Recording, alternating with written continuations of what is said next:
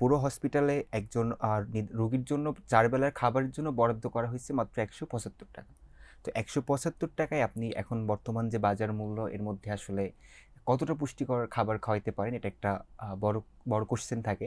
গবেষণা বলছে যে ৭০ থেকে ৮০ ভাগ শিশুর মৃত্যু কমানো যায়, যেটা কিন্তু একটা বড় পার্সেন্টেজ শিশুর মৃত্যু ঠেকানোর ক্ষেত্রে। তো এটা কিন্তু ডিসেম্বর থেকে বন্ধ আছে। যখন সাধারণ মানুষ কোনো কাজ নিয়ে যাচ্ছে, দীর্ঘসূত্রিতা তৈরি হচ্ছে এবং উন্নয়নমূলক যে কাজগুলো আছে সেটাও বলতে পারছে না, যেটা জনপ্রতিনিধি হলে বলা যেত। দর্শক, টাইমস টুডেজ হেডলাইন্সে আপনাদের স্বাগত। সঙ্গে আছি আমি আরিফুল ইসলাম মিঠু। ব্যস্ততার কারণে যারা প্রতিদিন পত্রিকা পড়তে পারেন না, তাদের জন্যই মূলত এই অনুষ্ঠান।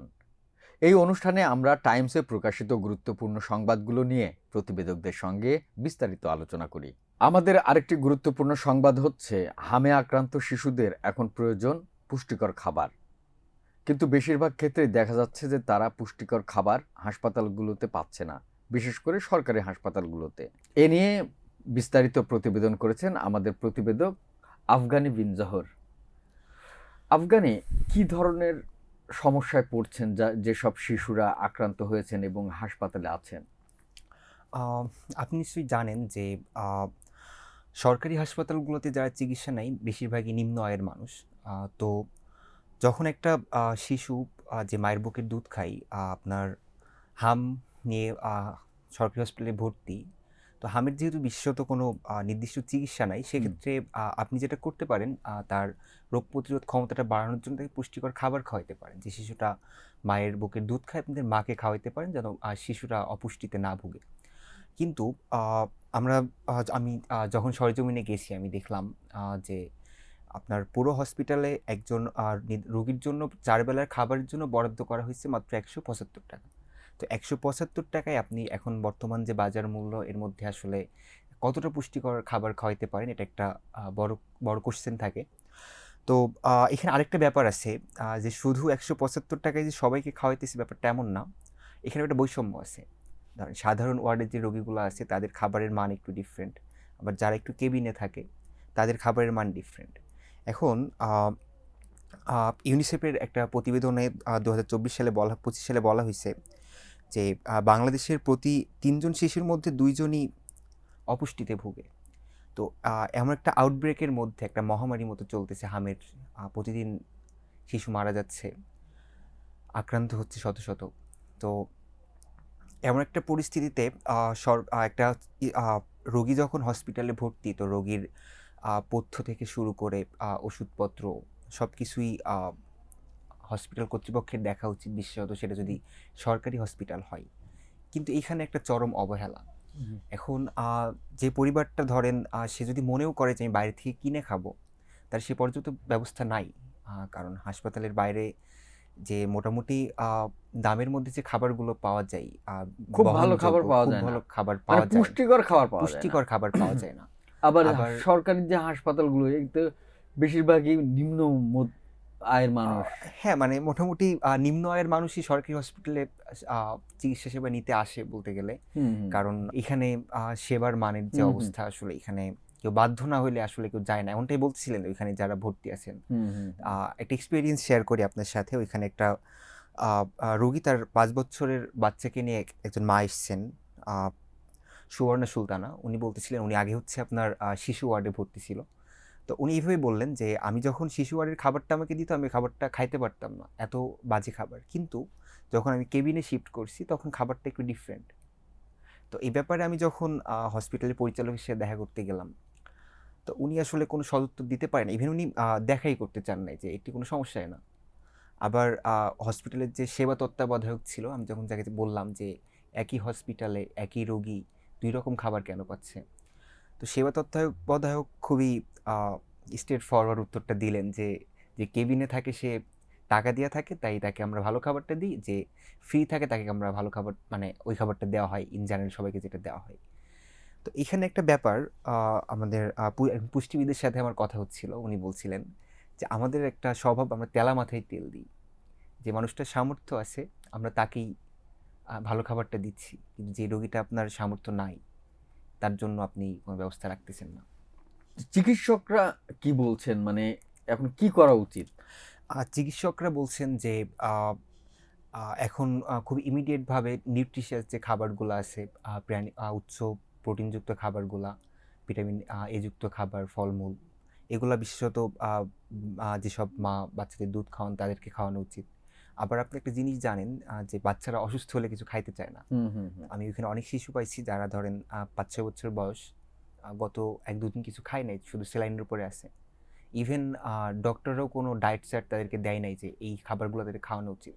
তো মানে চিকিৎসকরা কি পরামর্শ দিচ্ছেন, মানে সরকারের কি উদ্যোগ নেওয়া উচিত?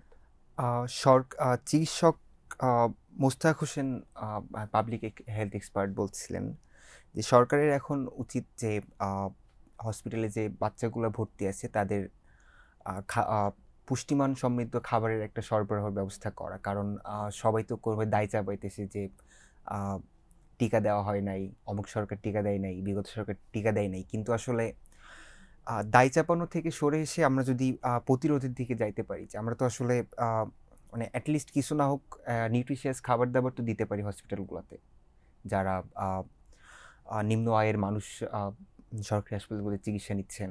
গড়ে বাংলাদেশে প্রতিদিন 50 জন মানুষ পানিতে ডুবে মারা যায়, এর মধ্যে 40 জনই শিশু।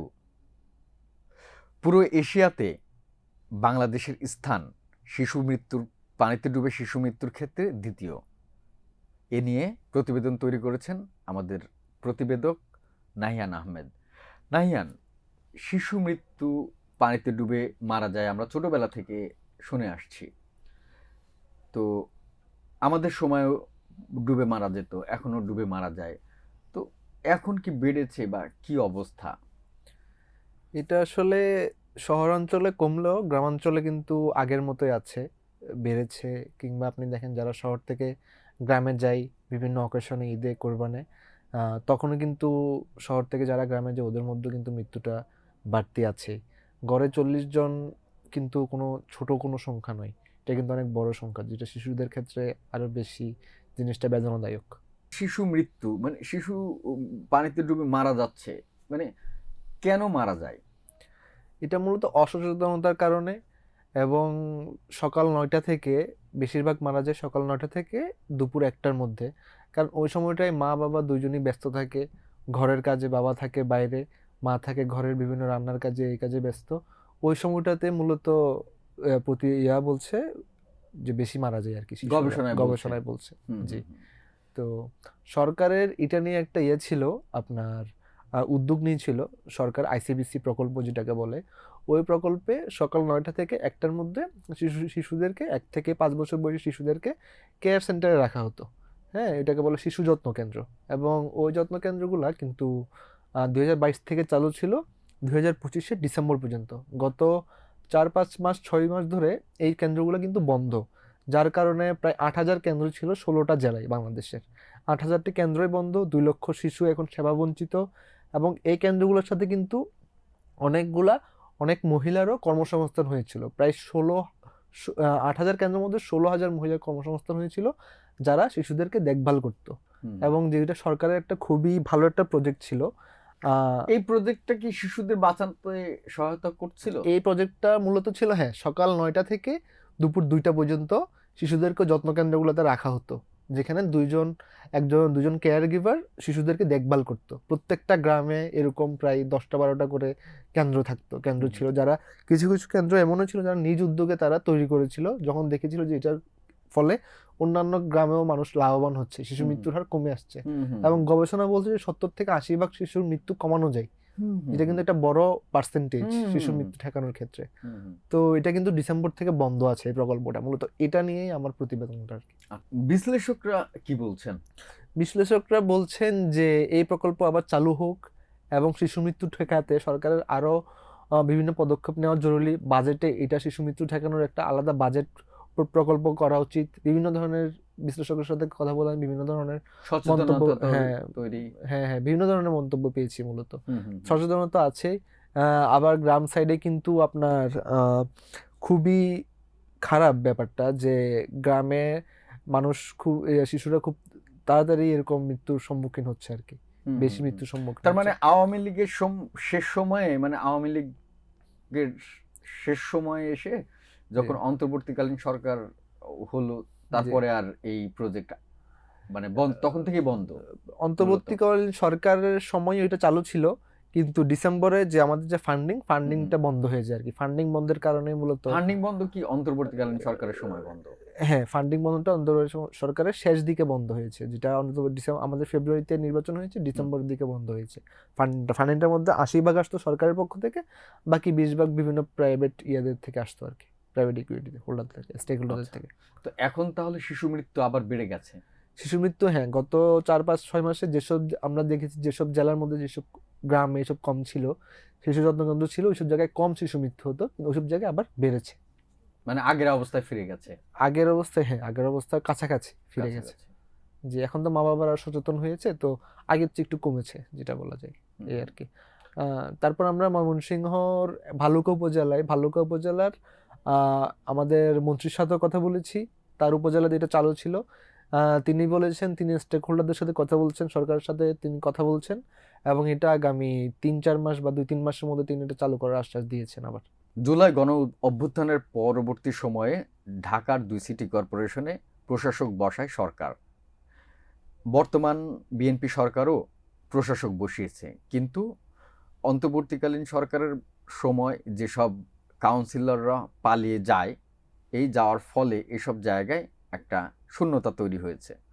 এইসব শূন্যতা তৈরি হওয়ার কারণে এখন যারা বিভিন্ন ঢাকা শহরের বিভিন্ন ওয়ার্ডে বিভিন্ন সেবা পাওয়ার জন্য মানুষ যাচ্ছে, তাদেরকে দীর্ঘ ভোগান্তিতে পড়তে হচ্ছে। কারণ এই প্রায় 100-রও বেশি ওয়ার্ডে যারা ওয়ার্ড কাউন্সিলর ছিলেন, তাদের কাজ পড়েছে প্রায় 20টি আঞ্চলিক কর্মকর্তার অফিসে, যে কারণে তাদেরকে ভোগান্তির মুখে পড়তে হচ্ছে। এই নিয়ে প্রতিবেদন করেছেন আমাদের স্টাফ রিপোর্টার মোহাম্মদ আলামিন। আলামিন, কি ধরনের ভোগান্তিতে পড়ছে এবং কি কি সেবা তারা আসলে নিতে যাচ্ছেন সেখানে? ধন্যবাদ আপনাকে। আপনি জানেন যে জুলাই গণ অভ্যুত্থান পরবর্তী দেশের সিটি কর্পোরেশন সহ স্থানীয় সরকার সকল প্রতিষ্ঠানের যারা জনপ্রতিনিধি ছিলেন, তারা অধিকাংশই কেউ পালিয়ে গেছেন, কেউ দেশের বাইরে চলে গেছেন। তো এমন পরিস্থিতিতে অন্তর্বর্তীকালীন সরকার সিটি কর্পোরেশনগুলো সহ অন্যান্য যে স্থানীয় সরকার প্রতিষ্ঠান আছে সবগুলোর আগে যারা মেম্বার, চেয়ারম্যান অথবা মেয়র ছিলেন, তাদেরকে বাতিল করা হয় আদেশ দিয়ে। তো পরবর্তীতে এই সব প্রতিষ্ঠানে প্রশাসক নিয়োগ দেওয়া হয়। পরবর্তীতে বিএনপি ক্ষমতায় এসেও মানে নতুনভাবে প্রশাসক বসানো হয়েছে সিটি কর্পোরেশনগুলো, এবং আপনার বিশেষ করে ঢাকা না, সকল সিটি কর্পোরেশন বর্তমানে প্রশাসক দিয়েই চলছে। হ্যাঁ, মানে সবশেষ ধরেন গতকালকে নতুন city corporation, Bogura city corporation, সেখানে প্রশাসক বসিয়েছে। জি, বগুড়া যেহেতু নতুন সেটা আলাদা ইস্যু, সেটা নির্বাচন এখনো দেওয়ার যোগ্যও হয়নি। আরও একটা বিষয় হচ্ছে এই প্রশাসক বসানোর কারণে জনগণের মানে ব্যাপক ভোগান্তি শুরু হয়েছে। যেমন আপনি যদি মানে দেখেন, সেটা হচ্ছে ঢাকার 2 সিটি কর্পোরেশন, এখানে মোট ওয়ার্ড সংখ্যা হচ্ছে 129টি। এখানে 129 জন ওয়ার্ড কাউন্সিলর দিয়ে এগুলো পরিচালিত হতো, বিভিন্ন সেবা দিত প্রতিটা ওয়ার্ডে একজন করে কাউন্সিলর। কিন্তু সেই কাজ এখন করতে হচ্ছে আপনার আঞ্চলিক নির্বাহী কর্মকর্তা যারা, তাদেরকে, এবং একজন আঞ্চলিক নির্বাহী কর্মকর্তার মানে দায়িত্ব পালন করতে হচ্ছে একাধিক ওয়ার্ড, সেটা 10টি পর্যন্ত ওয়ার্ড। এজন্য যখন সাধারণ মানুষ কোনো কাজ নিয়ে যাচ্ছে, দীর্ঘসূত্রিতা তৈরি হচ্ছে, উন্নয়নমূলক যে কাজগুলো আছে সেটাও বলতে পারছে না, যেটা জনপ্রতিনিধি হলে বলা যেত যে ভাই আমার এই কাজটা করে দিতে হবে। কি কাজ নিয়ে আসলে যায় মানুষ সাধারণত ওয়ার্ড কমিশনারের কার্যালয়ে? আমি জানি না, মানে আমি একটু জানতে চাই। বিভিন্ন ধরনের সেবা দিয়ে থাকে ওয়ার্ড কাউন্সিলর। এর মধ্যে মৃত্যু সনদ, জন্ম সনদ, তারপরে জাতীয় পরিচয়পত্রেরও কিছু কাজ আছে ওখানে। তারপরে আপনার বিভিন্ন ধরনের সনদ দিয়ে থাকে। এই কাজগুলোতে এখন মানে বাধাগ্রস্ত হচ্ছে। জি, মানে দীর্ঘদিন তাদেরকে ওর পিছনে থাকতে হচ্ছে, কারণ মানে 20 জন আঞ্চলিক নির্বাহী কর্মকর্তার অফিস এতগুলো আবেদন বা ধরুন ইয়ে করছে। তো এখন বিশ্লেষকরা কি বলছেন? আসলে সংশ্লিষ্ট যারা আছে মানে নির্বাচন নিয়ে কাজ করে বা সবাই বলছে যে আসলে এভাবে আসলে চলতে পারে না। সাধারণ জনগণের কে মানে যদি সেবা দিতে হয় তাহলে দ্রুত স্থানীয় সরকার নির্বাচনগুলো দেয়া উচিত, এবং সেটা মানে সেটা যত দ্রুত সম্ভব নির্বাচন দেওয়া উচিত। তো আজকে আমরা দেখেছি যে স্থানীয় সরকার প্রতিমন্ত্রী তিনি বলেছেন যে সেপ্টেম্বর অথবা অক্টোবর এরকম মানে শেষের দিকে এসে স্থানীয় সরকার নির্বাচন শুরু করতে চায় সরকার। তো তার আগে কি আনার কোনো স্কোপ আছে? স্থানীয় সরকার নির্বাচন নিয়ে সরকার সবসময় বলে আসছে যে আমরা দ্রুতই স্থানীয় সরকার নির্বাচন দিব। সেটা সরকার যখন সরকার গঠন করে তখন থেকেই বলে আসছে। আসলে অনেক কিছুই বলে থাকে, কিন্তু পারিপার্শ্বিক অবস্থা বুঝতে হবে। মানে এখানে আর্থিক একটা ব্যাপক সমস্যা আছে বাংলাদেশে। অর্থনৈতিক একটা বিষয় এখানে আছে নির্বাচনের ক্ষেত্রে। তারপরে এখন মানে বর্ষা মৌসুম আসছে সামনে। বর্ষার মধ্যে সাধারণত বর্ষা, তাপ, এই সময় আসলে নির্বাচন হলে উৎসব মানে হয় না ভোটে আসলে। তারপরেও মানে ভোট কাস্টিং কম হয়। তো সেই ক্ষেত্রে সাধারণত সবসময় আমরা যেটা দেখে আসি যে শীত শীত ভাব যখন হয় ওই সময়ে মানে শুরুতে শীতের শুরুতে অথবা শেষের দিকে একটু বেশি, যখন কুয়াশা কম থাকে তখন নির্বাচনগুলো বেশি হয়ে থাকে। সেক্ষেত্রে সরকার যেহেতু বলছে সেপ্টেম্বর অক্টোবরের দিকে হয়তো শুরু হতে পারে। আর এটাও তো অনেক লং টার্ম ইস্যু, কারণ ধরেন যে ইউনিয়ন পরিষদই আছে অনেক। ইউনিয়ন পরিষদ আমরা দেখেছি এর আগে যে কয়েকটা দফায় হয়েছে। উপজেলা পরিষদ নির্বাচন আছে, পৌরসভার নির্বাচন আছে, সিটি কর্পোরেশনের নির্বাচন আছে, অনেকগুলো। সবগুলো স্থানীয় সরকার নির্বাচনই করতে হবে। সরকার যদি সেপ্টেম্বর বা অক্টোবরে করতে চায় সেক্ষেত্রে সব ইউনিয়ন পরিষদ নির্বাচন উপযুক্ত হয়ে যাবে নির্বাচনের জন্য। তাছাড়া পৌরসভা আছে, তারপরে জেলা পরিষদ, উপজেলা। ধন্যবাদ মোহাম্মদ আলামিন, আপনাকেও ধন্যবাদ।